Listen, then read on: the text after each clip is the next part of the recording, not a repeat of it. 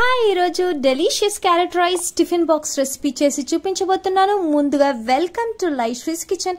Don't forget to subscribe my YouTube channel Laishri's kitchen. ముందుగా cooker పెట్టేసుకొని అందులో 1 కప్ ఆయిల్ని యాడ్ చేయండి.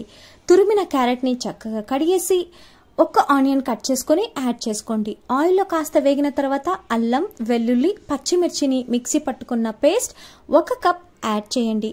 చక్కగా కాసేపు మిక్స్ చేసి 2 రెబ్బల కరివేపాకు వేయండి. కారం, ఉప్పు, పసుపు, ధనియాల పొడి ఒక్కొక్క స్పూన్ చొప్పున వేసి చక్కగా మిక్స్ చేయండి.